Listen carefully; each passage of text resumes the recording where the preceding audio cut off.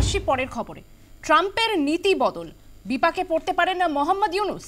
দেখা যাচ্ছে মসনাদে বসেই ফের বড় সিদ্ধান্ত ট্রাম্পের, বহু দেশে ত্রাণ না পাঠানোর সিদ্ধান্ত। তালিকায় রয়েছে ইউনুসের বাংলাদেশও। বাংলাদেশকে বিপুল অনুদান দেওয়া হয়, আর সেখানেই এবার বলা হচ্ছে যে ত্রাণ পাঠানোই হবে না। ট্রাম্পের নীতি বদল, বাংলাদেশ সহ বহু দেশে ত্রাণ বিলি বন্ধের সিদ্ধান্ত নিলেন ডোনাল্ড ট্রাম্প। আর্থিক সমস্যায় জর্জরিত ইউনুস সরকারের বড় ভরসা মার্কিন সাহায্য। ট্রাম্প সিদ্ধান্তে আরও কোণঠাসা হতে পারেছে ইউনুস। ট্রাম্পের নীতি বদল,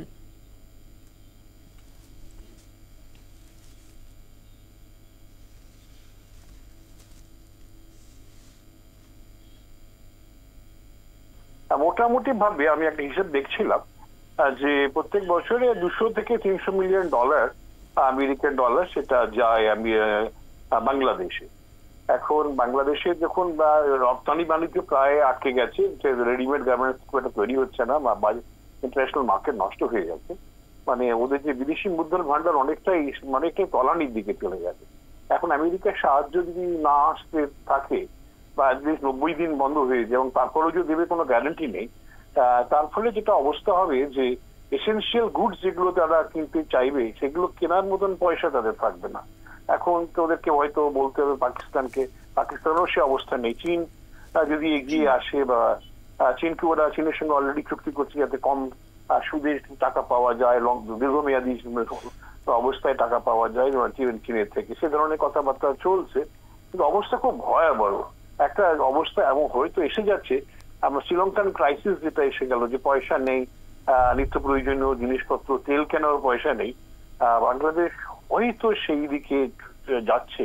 এবং ইউনিশ সরকারের উপরে যদি আরো নিষেধাজ্ঞা আসে এবং 90 দিনের যদি বাড়িয়ে দেওয়া হয়, তাহলে কিন্তু আর্থিক বিপর্যয় মারাত্মক ভাবে দেখা দেবে বলে আমার ধারণা। এখন দেখা যাক মানে কতটা কি কি আটকাচ্ছে, একটা এই ঘোষণা থেকে সম্পূর্ণ বোঝা যাচ্ছে না। আমরা আরেকটু তথ্য পেলে বুঝতে পারবো যে বাংলাদেশ সরকার কতটা ক্ষতিগ্রস্ত হওয়ার সম্ভাবনা আছে।